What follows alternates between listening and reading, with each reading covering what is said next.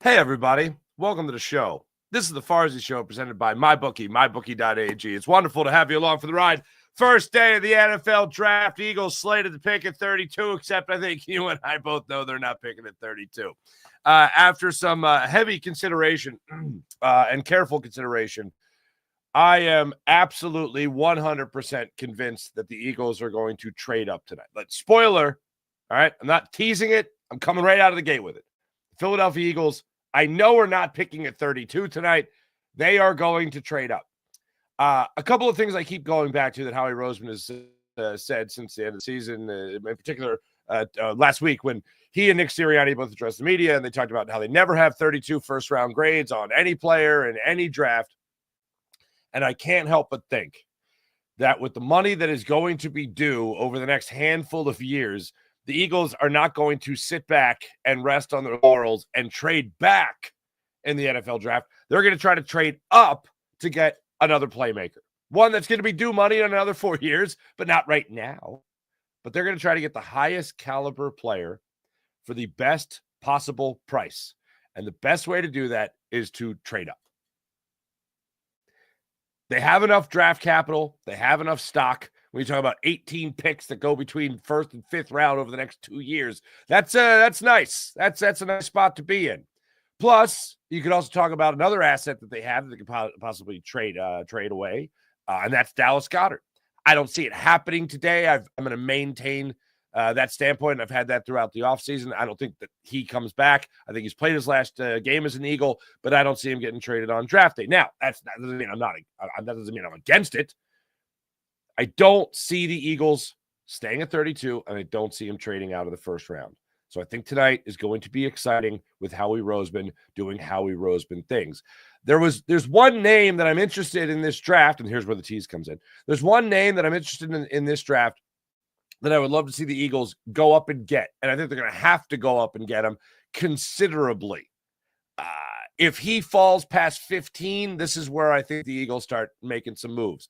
That to me is a drastic move up for the Eagles. It's not a pipe dream of a move up, like, for instance, Abdul Carter, but there's one name, and Ray Nittinger said this man's name. And it was the first time I heard Ray Nittinger say this man's name yesterday, which gave me some hope. So I'll get into that. There's one position I see the Eagles going after, and it's going to be defensive end. That's not my priority. If it's me, the defensive tackle position. I think the greatest drop-off you're going to have this year is at the defensive tackle position. It's not only a need, it's definitely a want, and it's definitely, when you talk about talent, best player available type thing that also fits your need, I think that's the defensive tackle position. Also, not having to give up too much in order to move up to get somebody of note and somebody that is going to have an instant impact. So that's the position I'm looking at. I also looked at a lot of tight end, that position. Really, I think it comes down to four things when it comes to Philadelphia Eagles. D-end, obviously. Defensive tackle, obviously. Tight end, not so obvious, I think, in some areas here. And then I also think it comes down to safety. And safety, I don't see the Eagles addressing their safety need in this draft, as I've been saying. I think they're going to ride close to training camp with what they got. They'll draft somebody maybe in the later rounds, but I don't think this is going to be their first-round priority. And then they're going to go get Justin Simmons anyway. And there you go. So that's the way I see kind of the general shape of things going for the Eagles. They're going to target a defensive end, after that defensive tackle, then tight end, and then safety probably later in the draft. But as far as what could be the apple of their eye tonight, I think it comes down to defensive end, D tackle, or tight end. When you talk about what could happen with the 32nd overall pick asset. Again, I say asset because I don't think the Eagles picked there, but I think they used number 32 to move up in the draft and get the player they really want. So talk about that. It's really crazy. When I listen to Howie Roseman speak, and he didn't talk yesterday, but just in general, when I listen to Howie Roseman, I always get the sense that whether it's 2 weeks removed from the draft, whether it's the week leading up to the Super Bowl, whether you're just made a trade, whatever, I always get the sense that this man understands the urgency of what it takes to run player personnel for the Philadelphia Eagles, to be the general manager of an NFL football team, especially with that team being the Philadelphia Eagles. I never get a sense that it's lost on Howie Roseman, the urgency required to be a general manager. Now, in that urgency does come the practice of patience from time to time, but I never get the sense that he doesn't understand the moment, okay? And then I listen to Rob Thompson, and Rob Thompson's like, hey, everything's cool, man. Rob Thompson there's a massive fight at the family dinner table, and he's just enjoying his soup. He's just, oh, this is happening now. Okay. Just doesn't matter. Doesn't matter. The Philadelphia Phillies just got swept by the Mets. I might have mentioned this during yesterday's show. The medias are getting confused in my head, but I think I referenced it yesterday. In 2010, I don't think I had the year, but it was 2010. I went back and I looked. In 2010, Ryan Howard, Chase Utley, Jimmy Rollins, Jason Worth, they got shut out in 3 straight games at old Shea Stadium against the New York Mets. Shut out in 3 straight games. This is the worst since then. This 15 years. This is the worst regular season loss I've seen the Phillies, regular season series I've seen the Phillies take on the chin against the New York Mets. And what is so unbelievably disappointing about it is the fact that the Phillies just got run out of the building. Like the Phillies had their soul taken out. Talking about most of these games, close games, an extra innings game, a game that came down to 1 run, a game that came down again to extra innings, another 1-run game. But in each one of those games, just soul-crushing game. You were 5 for 12 yesterday with runners in scoring position. If you tell me the Phillies are 5 for 12 runners in scoring position, I'm not telling you that they're scoring 3 runs in that game in 10 innings. I'm telling you that's a 7-run game. I'm telling you there's a long ball, there's a double, there's a double, an extra base hit somewhere along the line. Nope, not at all yesterday. Also, bases loaded, 1 out 2 different times, once in the 2nd inning, once in the 10th inning, and he got nothing out of it. The 10th inning, at least you got a run to score earlier in the inning. That happened.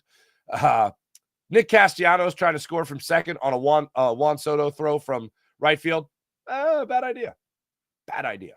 And people might look at that and go, oh, it's a bang-bang play. It's a bang-bang play. It wasn't a bang. It was a bang-bang play only because Nick Castellanos is so damn slow. Juan Soto threw that ball on the first base side in basically the batter's box for a left-handed hitter, and then that ball had to be carried over to home plate to make the out. Yeah, I'm not sending him. I've even given him compliment. I've even complimented Nick Castellanos. Oh, it looks a little swifter this year. I don't know what it is. It's a little faster this year. Yeah, I'm still not sending him on Juan Soto on a ball hit, not the deep right field by any means. Good Lord. Oh, you got to make something happen in the 8th inning. No, I don't. Not if Nick Castellanos is running. After the game, Rob Thompson was asked about whether or not he thought about pinch running, and he's like, I was saving Cal Stevenson for what I wanted to pitch hit for Johan Rojas. Oh, really? One of the hottest hitters in your lineup? Couldn't wait to take him out of the game, did you? All right. A lot of frustration when it surrounds the Philadelphia Phillies right now. Things don't get any easier. So you're struggling with extra base hits. You're struggling with scoring runs. And now you're going to face a team that has driven in more runs than anybody else in Major League Baseball in the Chicago Cubs. You got a 3-game series in Chicago. Let's keep the fun coming. You know what I mean? Let's keep that fun coming.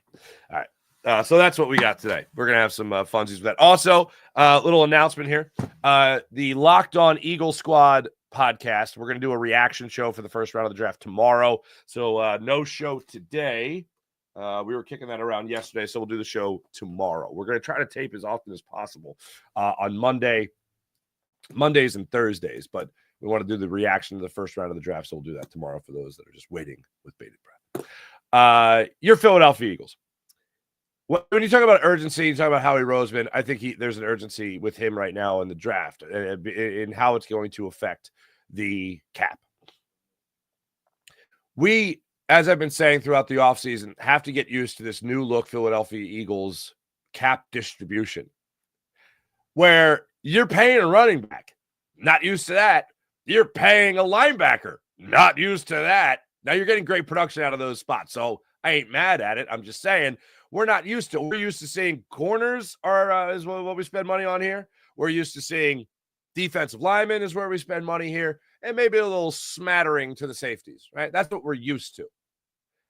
I'm not used to this world that we're living in right now, where you got a guy like Zach Bond in the middle of this defense, and you're feeling pretty damn good about it. And the Eagles are feeling good enough where they can sign him to the biggest deal they've ever signed a linebacker to ever.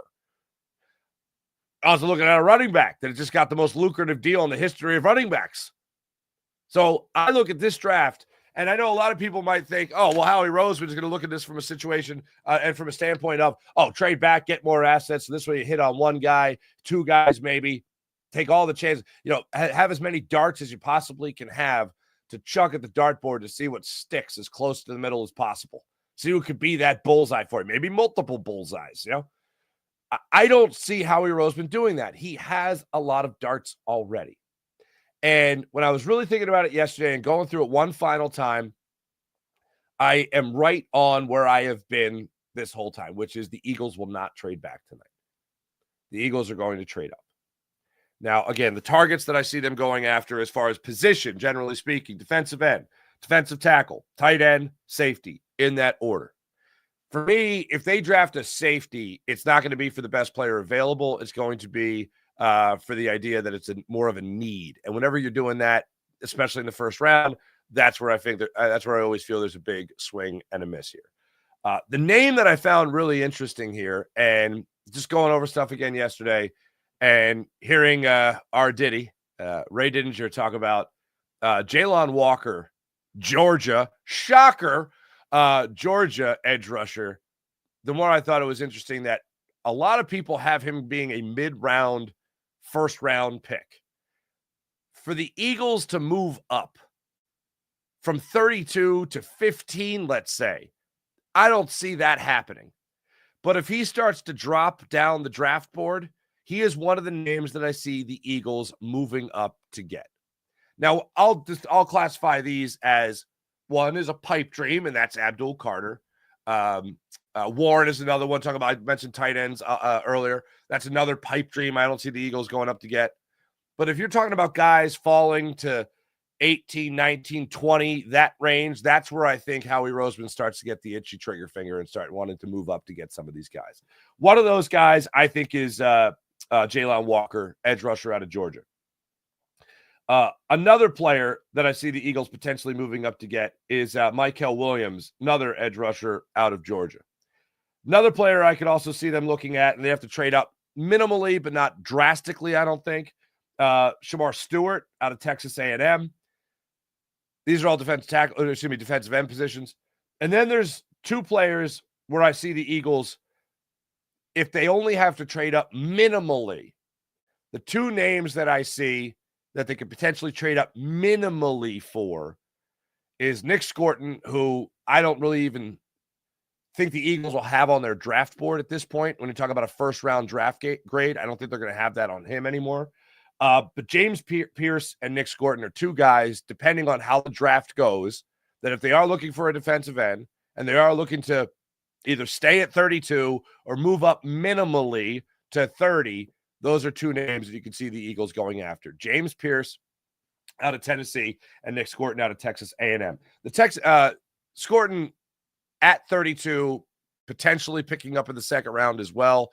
If there is unlikely, though, again, I said it unlikely, that the Eagles trade out of the first round, that might be because that they're confident, in getting another early second round pick and potentially taking Scorton in that spot.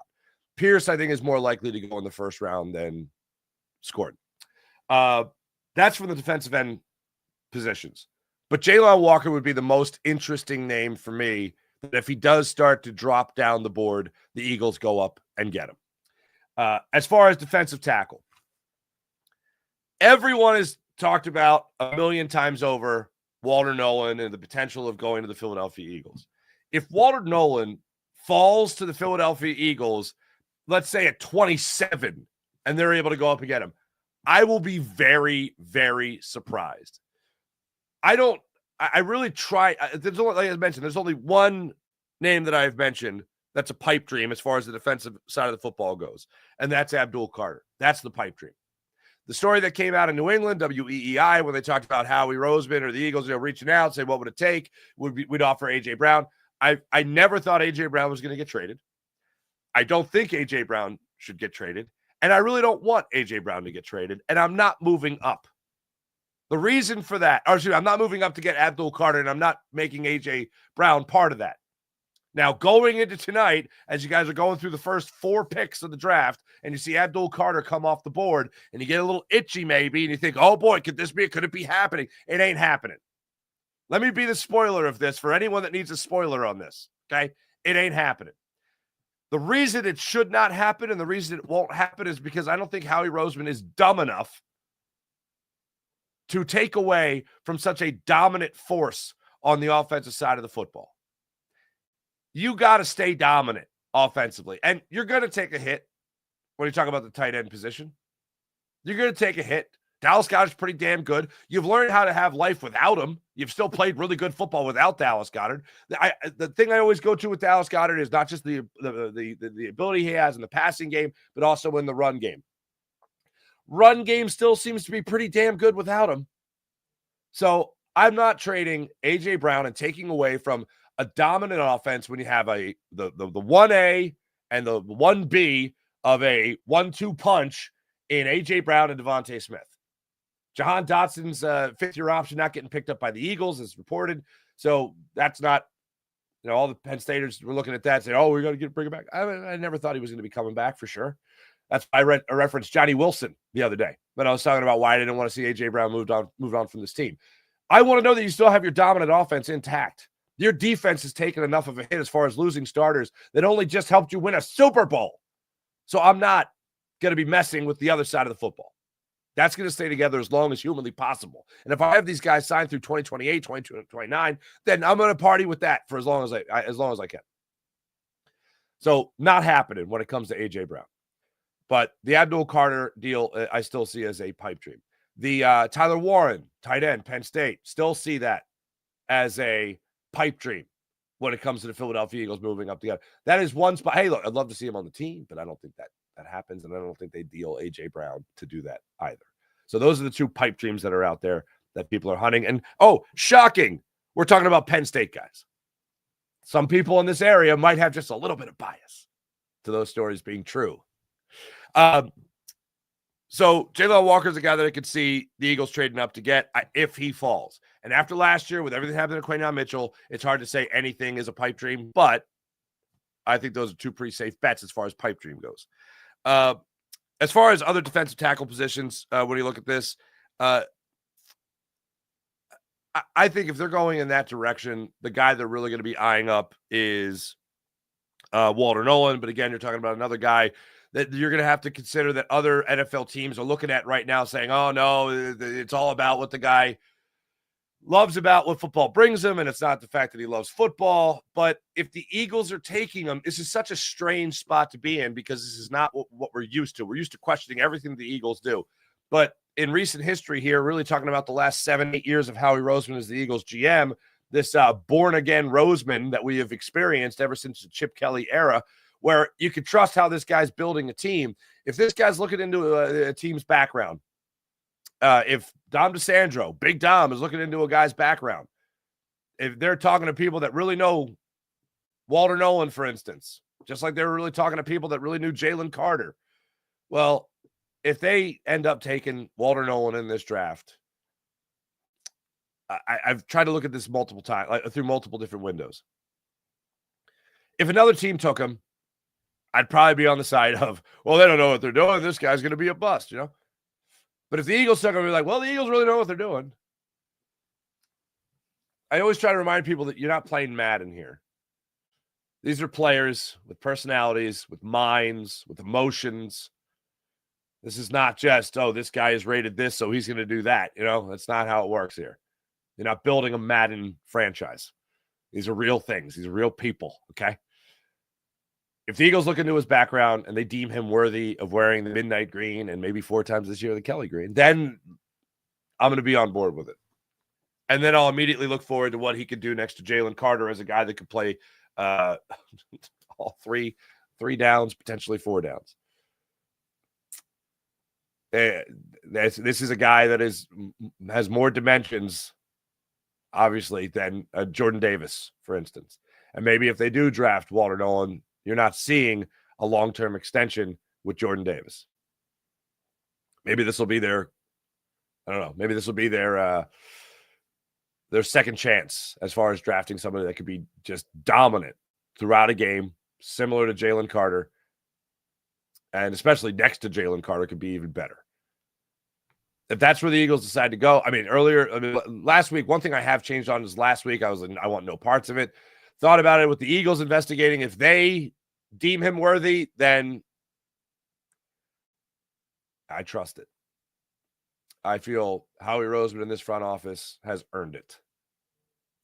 What do they do to earn it? Every once in a while, you got to acknowledge when a team has earned it. And it made me think about years ago. I remember I was in Pittsburgh for a weekend just working. And I remember the Steelers had just won the Super Bowl under Mike Tomlin. And I was listening to sports talk radio out there. And I just remember thinking, again, this is 2010, it was 2009. Because it was that Super Bowl, the 2009 year. Or 2008, they won the Super Bowl 2009. And I remember being in Pittsburgh the following season to kick off the season. And I remember listening to sports talk radio, thinking about, wow, what a world, what would it be like to be talking about sports, talking about a team that had just won the Super Bowl. And I'm listening to sports talk radio out there, and I'm thinking, like, what are the questions you ask about a team that just did the thing they're supposed to do? I can't identify with this feeling. Like, I don't know what that's like. And it wouldn't be for another 8 years that I got to identify with it. Another 9 years I got to identify with it. And then, oh my goodness gracious, 5 years later, they're back in the Super Bowl. And 3 years later, they're back in the Super Bowl and winning it again. Like, what is this world I live in now? And the perspective I came away with was, what is it like to trust your front office? And this is where we are now. We trust the front office of the Philadelphia Eagles. And look, all the credit in the world. Howie Roseman, phenomenal job. Jeffrey Lurie, he gets credit too. He's the big boss. Let's not forget. He's the owner, right? He knows where to invest that money when it comes to talent evaluators now. Big Dom's got a big hand in it as well. If they're making the pick, when it comes to a character issue, when it comes to Mr. Open Your Heart, emotional intelligence, dedication to perfection, I trust in Howie. I trust in Howie. I trust in Dom, and I trust in Jeffrey Lurie as well. So if it does come down to Walter Nolan, a lot of things that you've heard about him, things I've talked about on this show, things that have been obviously national as well. A lot of those questions go out the door. And one of the big saving graces of all of this is that you're going to have a guy in Walter Nolan coming into Philadelphia, potentially, and he's going to sit in front of Clint Hurt. He's going to sit in front of Vic Fangio. And he's gonna not want to practice. He's not going to want to try to battle through a tweak of an injury. I don't see that flying. I don't see that flying at all when it comes to Fangio and Hurt. Don't see it a little bit. So, yeah, the Eagles aren't going to be taking him if they have any shadow of a doubt.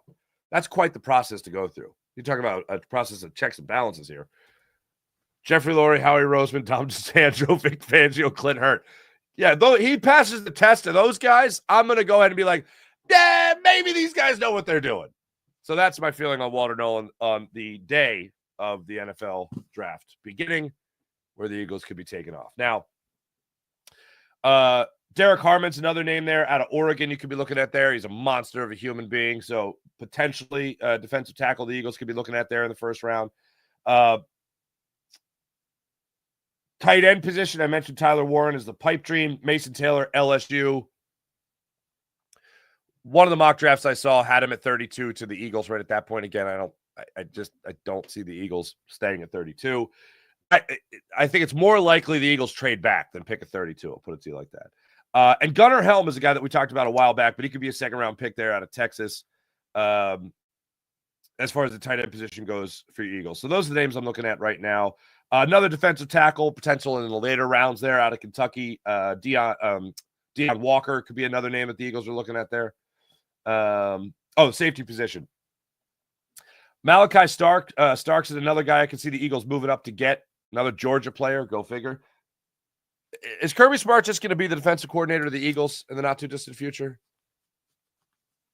Is that where we're at? I think that's where we might be at.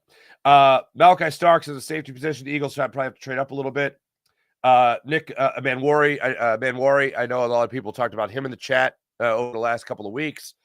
A potential out of South Carolina. Eagles can move up in that spot. And then for you Penn Staters, here's another name for you, Kevin Winston. Maybe a second rounder there, late first rounder there, right where the Eagles are going to be. So potential there. Those are some names that I see the Eagles targeting in today's first round of the NFL draft. More likely that they trade up. Next to impossible, they stay put. And then I'll say they trade back.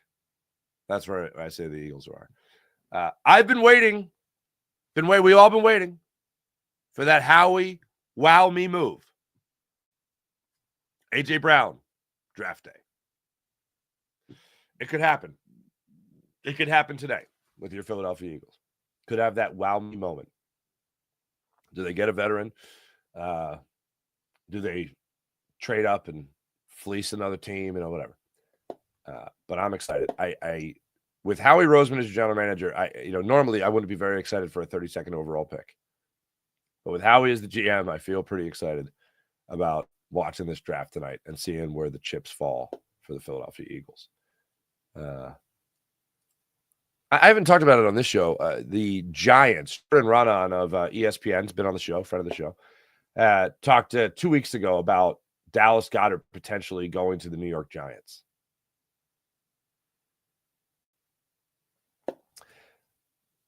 Are they trying to be us? Are they trying to be like, oh, you guys took Saquon. You guys took Azeez Ojulari. You guys even took James Bradbury, who had that one good year for you guys. We're going to take Dallas Goedert. We're going to really make him into something. Like, okay, take him. That's not, I don't think that's going to get a lot of people's ire up in Philadelphia. But just to reference that, I don't see it happening. I'm not going to put it as impossible. But if there's an opportunity there where the Eagles can trade Dallas Goedert to the Giants and you could get assets from the Giants and Howie Roseman turns them into something that's going to be a lot better than Dallas Goedert, I'm going to be pretty excited about it. I almost want it to happen. Like I almost will it. I want to will it to happen. But I don't see it happening. I don't see that. So that's what you got going on for the NFL draft tonight. In Green Bay, Wisconsin, by the way. For those that haven't heard, if you ever get a chance to go to Green Bay, obviously Lambeau Field's historic. But for those that don't know, it is a wild experience going to Green Bay. Just 2 seconds on this. And the only reason I bring this up is, well, the draft is there tonight, obviously. But just going through it comes up every once in a while, like randomly, like memories and stuff like that on my, your iPhone gives you the memories where you were. Whatever. There was this video. It just started rolling on my phone. And it was like a 1960s neighborhood. And I'm driving in it, or I'm in a car in it, driving through it. And I'm like, what is this? Where was this? Like, I thought it was a YouTube video for a second. And it's funny that that's what I was thinking about, because literally you drive through this neighborhood in Green Bay and it's like this 1960 neighborhood. And then you right next to a house, this 1960s house is this little gap, big parking lot, and then Lambeau Field. It literally is like, oh, who's your neighbors? Oh, the Green Bay Packers. Oh, are they nice neighbors? Do they shovel their walkway? It's just so insane how it's placed. But they've built it up a lot more in that area now. But it is insane. If you ever get a chance to go out there, that's one thing you got to look out for. It's just in the middle of this neighborhood. It's wild. Yeah, that's where the draft will be tonight. Historic. Absolutely historic. Your Philadelphia Phillies. Before I even get to the game, I heard Rob Thompson last night talking about Christopher Sanchez. Apparently, this is a thing Christopher Sanchez has had throughout his whole career, where all of a sudden his fingers just go numb. He can't feel the ball. And that's what happened in his 58-pitch 2-inning performance in Game 2 of this series. His fingers just went numb. So let me recap. Over the first 2 games against the Mets, you got a pitcher in Aaron Nola who can't throw unless it's warm. It's a good thing he didn't sign a long-term deal. Oh, wait, he did. And you got another pitcher who just every once in a while can't feel the baseball, and he just signed an extension last year. Okay, this is what we got to start out 2025. Whoopity-doo. Just to recap on that, guy that can't pitch when it's a little breezy outside, and another guy who just like, I can't feel my fingers. That's weird. Okay, this is great. Oh, and no extra base hits. Whoopee. Yeah, it's okay. We're having fun.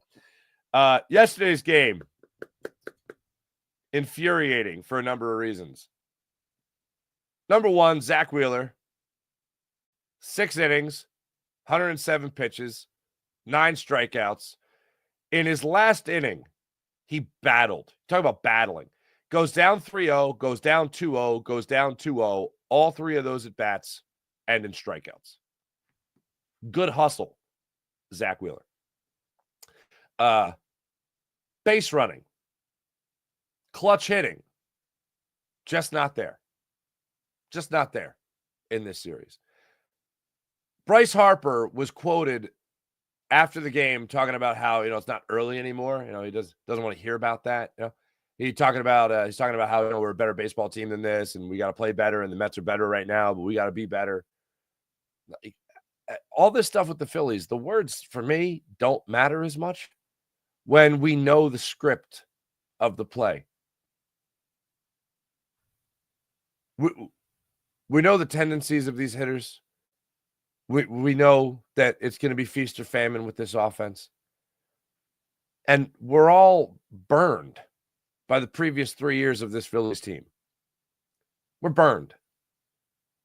The Phillies are in the same category in a lot of people's mind, including myself, as the 76ers. And that's not a good spot to be. Nobody wants to be in that spot. And right now, we're seeing a Phillies team that more so than even more so than the Dodgers series, which, by the way, the Phillies are 4 games under 500 since they took 2 or 3 from the Dodgers. That sucks. The Phillies had more motivation than ever to go into New York after last year's demise in the playoffs and kick some Met ass. And they did the opposite. They got swept out of Flushing, New York. They try to put up a fight in the 9th inning, and then Trey Turner goes down swinging, Bryce Harper goes down swinging, it pitches in the dirt. You take it into the 6th inning, into the 7th inning with Aaron Nola. That turns out to be too much for him. Back-to-back 1-out singles, and then 3-run home run Francisco Lindor off Jose Ruiz. To be honest with you, I'm not even mad at Jordan Romano for yesterday. The pitch that Pete Alonso hit was well down in the zone, well outside, and Pete Alonso just put a good swing on it. That's not a good pitch to hit. He didn't throw a meatball over the middle of the plate. Pete Alonso, good job to him. I hate doing it, but sometimes you got to tip your cap. Still have a glass down here. Okay. Things that were more frustrating for me yesterday were in the 2nd inning, get the bases loaded, 1-out situation, can't get another run home. Can't get a run home. And then what happened in the next inning? You have the Brett Beatty 2-run home run, a mammoth of a shot, 425 feet upper deck at Citi Field, on a 1-0 cutter that just he put a great swing on.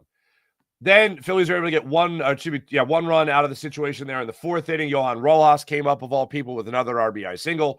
I think he led you in RBIs, actually, in this series, which is just bonkers.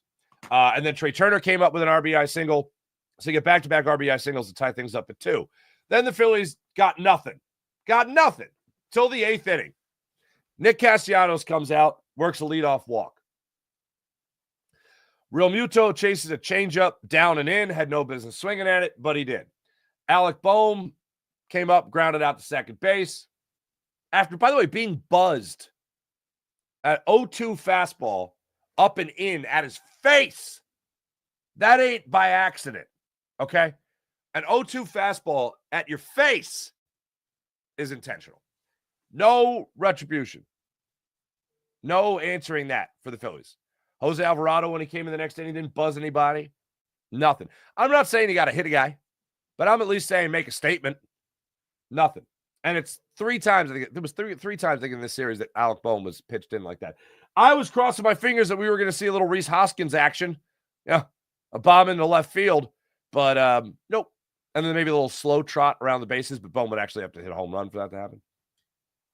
And that didn't. I don't want to knock the guy on, a 3-hit performance yesterday, but there you go. So yesterday, 8th inning, Nick Castellanos leads off with that walk. 2 outs later, Bryson Stott gets a walk. Now you got a runner in scoring position with 2 outs. They don't pinch run for Nick Castellanos in the 8th inning of a 2-2 ball game. Max Kepler puts one in the right field. Not necessarily deep right field, but either way, Juan Soto's in right field. I don't know if you guys have heard, but Juan Soto's a pretty good baseball player. Juan Soto, he's got a pretty good arm too. Nick Castellanos, not fleet of foot, and Dusty Wathan gives him the windmill, sends him home. Ill-advised in my book. When I saw Juan Soto running in out of that ball, and remember that Nick Castellanos was standing on second base, I was just like, hold him at third. Hold him at third. Hold him at third. Please, dear God, hold him at third. And then I heard Tom McCarthy go, and he's sending him. Castellanos, they're sending Castellanos. He's going to try to score. And he was out. He was out on a bad throw. It was a close play, but he was out on a bad throw. If you're out on a bad throw, you shouldn't go. And he went, and he was thrown out. It was close. There was one angle originally on the replay that I went, oh, he was in there. He got his hand in there. He wasn't tagged yet. No, he was out. I even went back, slowed it down on my DVR, and then slowed it down on my phone in slow-mo to watch it frame by frame. And I went, oh, yeah, there he is. He's out. That was frustrating. 10th inning, Phillies load the bases again with 1 out. Nick Castellanos actually came up with an RBI single that brought Bryce Harper home for a 3-2 lead. Then they loaded the bases with 1 out. Bryson Stott goes down on a fly ball to center field. Nick Castellanos gets held at third base that time. Interesting decision that time. I guess they didn't want to have him thrown out twice at home, but I'm for it. Again, not fleet of foot. Even though Juan Soto didn't field that ball. And then Max Kepler flew out to right field. When Max Kepler flew out to right field, I went, that's a wrap. That's a wrap. Also, I really don't understand the umpire's decision in what was originally ruled a balk. Look, this is small potatoes, but I actually think Rob Thompson had a good point on this after the game. So Edwin Diaz had 2 disengagements. On the 3rd disengagement, they awarded, so it wasn't a balk, it was a 3rd disengagement. They awarded Nick Castellanos second base. Then Edwin Diaz calls the trainer out, and all of a sudden he's got an injury. And they said, oh, it wasn't a disengagement. He was injured. So Castellanos has to go back to first base. Rob Thompson, he actually saw fired up on the diamond. And you're like, oh, wow, life from Rob Thompson. Go figure. And he had a right to be, he had every right to be fired up. So he goes back to the dugout. Castellanos goes back to first. Yeah, eventually work a walk anyway with Real Muto. So Castellanos goes and takes second base anyway. Bases loaded, 1 out. They don't get any runs after that. I knew basically I didn't have confidence in anybody coming in. I knew, and Jordan Romano, as I said, has pitched better lately. So he comes in out of the bullpen. I didn't feel good about a runner on second base against the bullpen. They're going to get a run. They got a run. Then they got another one. They traded places, essentially. Juan Soto?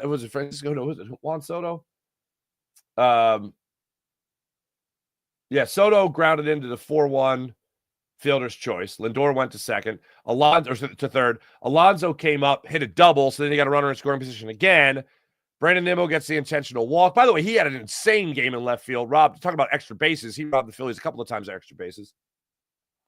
Vientos strikes out. Sterling Marte gets the walk-off RBI single to center field, and that was a wrap. But very frustrating game. As I mentioned before, talking about Rob Thompson, a lack of urgency. Here he is after the game. Todd Zlecki, MLB.com, video courtesy NBC Sports Philadelphia. Todd Zlecki, MLB.com, asked the question, so do you think there's a big gap between you and the Mets? Now, keep in mind, the Mets just swept them.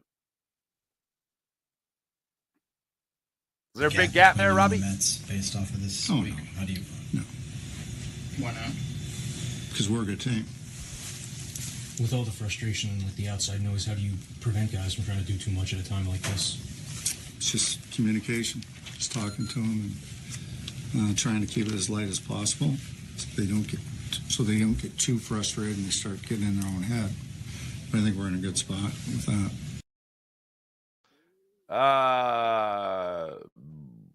I would. It doesn't look like you're in a good spot with that.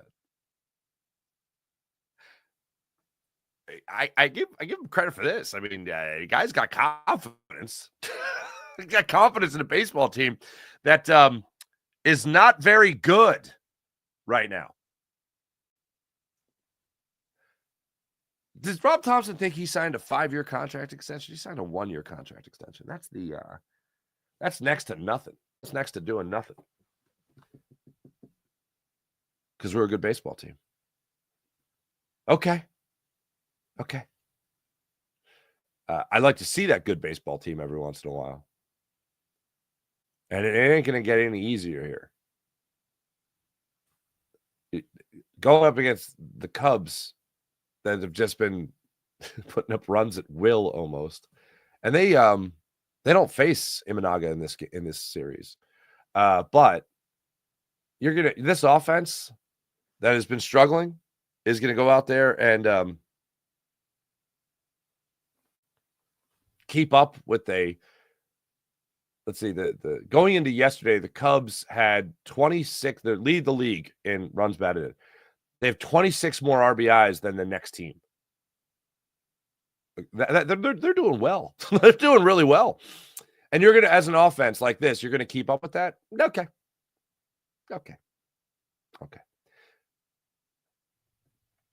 So disappointing. And that series I referenced 15 years ago now. That's insane. It's a decade and a half. There are people watching this show right now that weren't even born yet. The YouTube audience. That featured Jason Worth. I know everyone likes to talk about Jason Worth. Oh, when Jason Worth left, this offense really changed. They still got shut out 3 straight games against the Mets. I went back and looked at it yesterday. Jamie Moyer started game 1. Joe Blanton started game 2, and Cole Hamels started game 3. And each game was at least like 5-0. It wasn't like, it was a 1-0 game. You know, it was bad. It was really bad, really, really bad. And this is the worst I've felt since then. Hey, let me tell you about the great people, the Game Time app. Download the Game Time app, create an account, use promo code Farzy, get $20 off your first purchase on the Game Time app. Want to go to a concert? Want to go to a comedy show? Game Time app has you covered. Let's take advantage of it all with the Game Time app. What do? Don't forget about Game Time Picks. That filters out all the fluff. So you get right down to it. The best seats at the best prices on the Game Time app.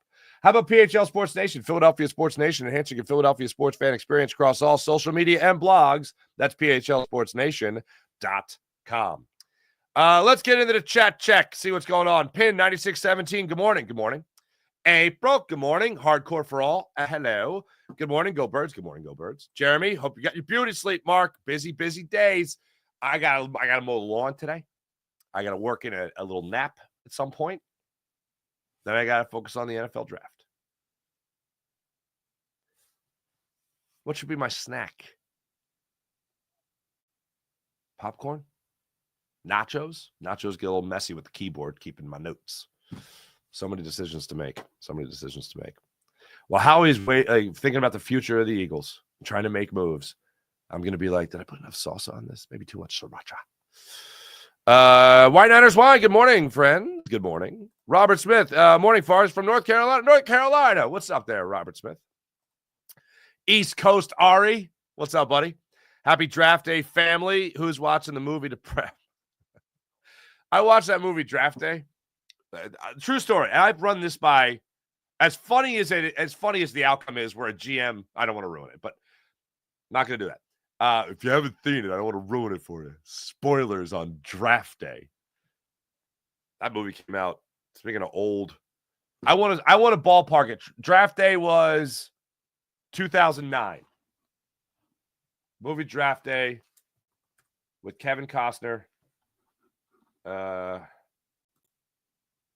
going to say 2009 draft day. Oh, wow. 2014? That's insane. Wow, 6.8 out of 10 on IMDb. A go figure. 60% on Rotten Tomatoes. Yeah, I'm not going to watch that. Jason A, good morning. Jeremy Topper is like, he's like Robert from Step Brothers at the dinner table, all deflated when the boat gets wrecked.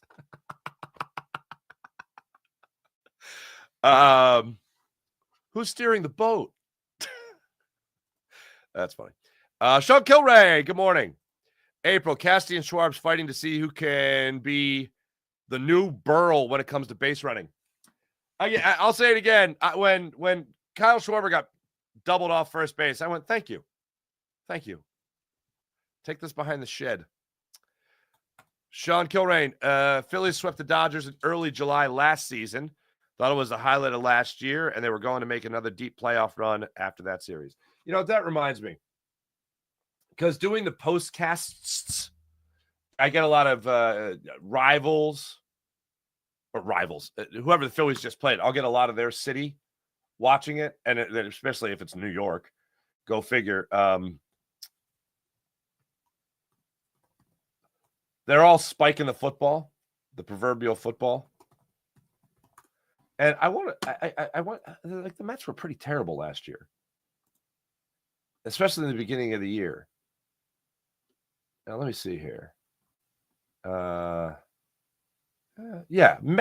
pots and pans.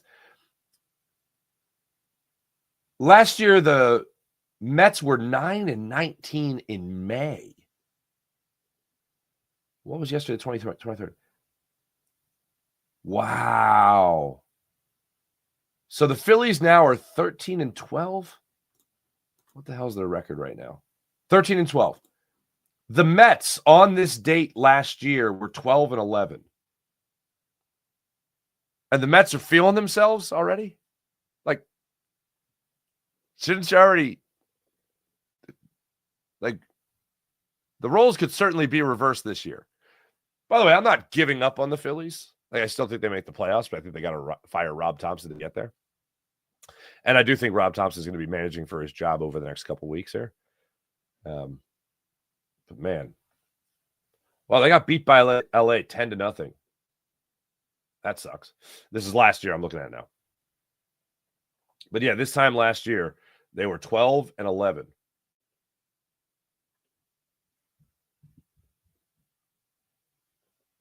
June 1st, they were 24-33. And they're feeling themselves already about the Phillies.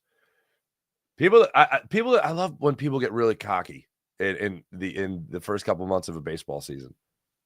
Like the first 2.5 months of the baseball season, people are really feeling themselves. I always find that to be adorable. I'm like, oh, you're first time here?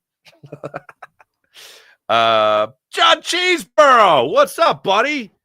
Good morning, Farsian Society. Good morning to everyone except Jordan Romano. Happy draft day. There you go. Richard S. Preview of the Phillies in October. See, that's the basic feeling. Like the Phillies could go on some incredible run where they, win 23 out of 30 or something, and it's not going to matter because here's where the Sixers and the Phillies are exactly the same. Whatever happens in the regular season, don't care. Make the playoffs and then win in the playoffs. We've seen the movie 162 games before, not draft day, but 162 games. We've seen the movie. Win in the playoffs. That's a movie we haven't seen yet.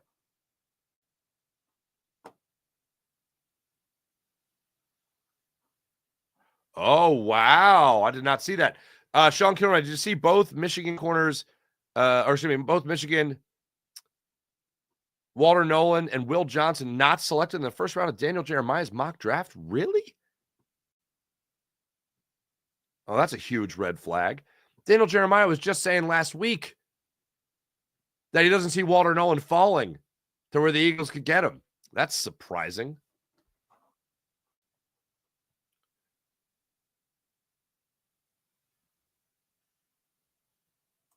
Yes, Jalen Walker. Yeah, make a trade. John Cheeseborough, hello again. I think Walker. have to fall to 20 to 21 for the Eagles to go up and get him. It's possible. Seen Walker go as high as 8 to Carolina. Yeah. I think Nick Gordon's going to be there in the second round. I think so as well. The only thing is if there's a huge run on defensive ends, and it could happen here. We're talking about Stewart, Williams, Walker, Pierce, Scorton, the Donovan kid out of BC. Let's just say his last name. I don't want to butcher it. But yeah, if there's some kind of crazy run, then maybe Howie gets frisky, but I doubt it.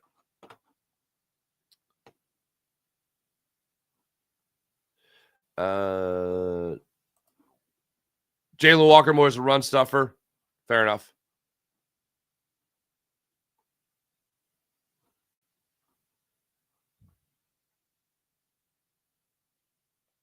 Sean Gillespie, good morning. Oh, here we go. Alfredo, what's going on? In the 2025 NFL Draft, the Philadelphia Eagles select Malachi Stark, safety, SEC, bet it.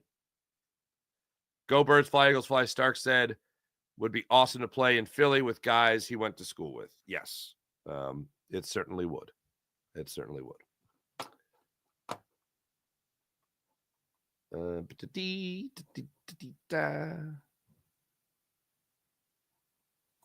JB, Eagles drafting a Penn State player at safety, day 3.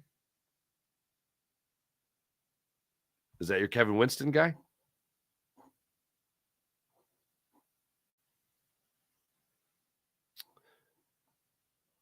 Oh, John Cheeseborough and Mayo in New England. Yeah, a bit of a raw deal when it's 1 year and you're replacing, Bill Belichick. That's kind of a raw deal. Jason A, hey buddy.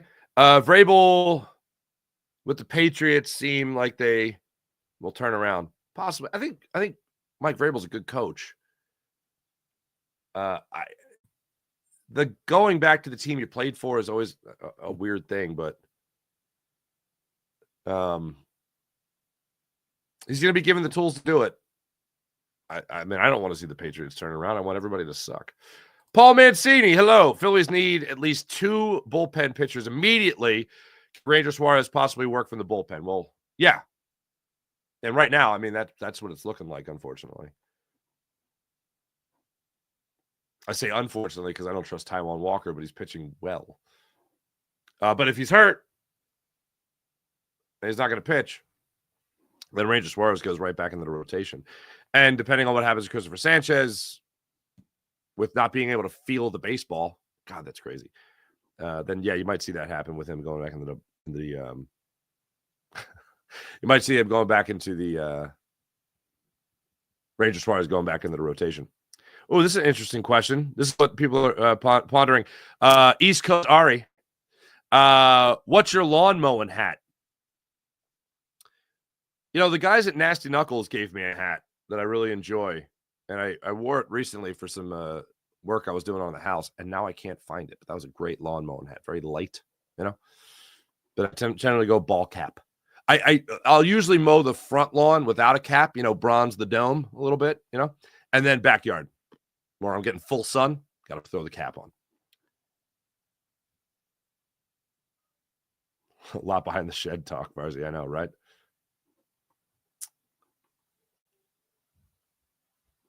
Aaron, Farzetta, more and more problems for your Philadelphia Phillies. Why are they my Philadelphia Phillies? Aren't they our Philadelphia Phillies? Come on. Defensive ends, defensive tackles cost too much in free agency. Now I believe there will be plenty of run on those players. I concur.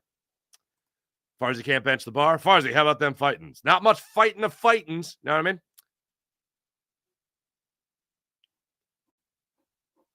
Twiz, what's up, Twiz? Morning, Farzy. Think we need a corner, place our depth. We lost Slay and Rogers. Gene Barron falls, 20s, maybe. Yeah, I still see the Eagles in the first round going defensive line. I'll be happy with James Pierce. I think he's a more likely early second round. he would be somebody that the Eagles most likely, if they traded back, they'd be getting. The guy that actually, because if the Eagles are taking him, and this is look, the Eagles getting Walter Nolan tonight would be another story of how did the NFL let Howie Roseman get Walter Nolan? Just like it was with Jalen Carter, how did the NFL let him fall to the Eagles or in a spot where the Eagles could get him? How did that happen? I want that defensive line together. And if the Eagles are picking them without having to do anything, if they don't give up anything and they just stay at 32, which again, I don't see happening, but if Daniel Jeremiah is right in saying that he's not going to be in the first round, well, he ain't getting past the Eagles. I'll tell you that much. If the Eagles look at him and go, oh, he's a great guy, we love him, then it's going to be a party on that defensive line. Thanks for watching. Thanks for listening, everybody. No Phillies today, so no Phillies postcast. No Eagles Locked On Eagles Squad podcast today. We're going to do that tomorrow to react to the first round. So be back with you guys tomorrow. Stay tuned. Coming up in 19 minutes, Birds 365's got you covered. John McMullen, Xander Krause on Jacob Media. Make sure you guys like and subscribe to Jacob Media. Make sure you guys like and subscribe to the Farzy Show YouTube channel. Make sure you guys like and subscribe to Locked On Phillies YouTube channel as well, where yours truly has each and every post-cast after each and every game reacting live. Thanks for watching. Thanks for listening. And I'll end the show on this. Go Birds, baby. Let's go, Howie. Do your thing.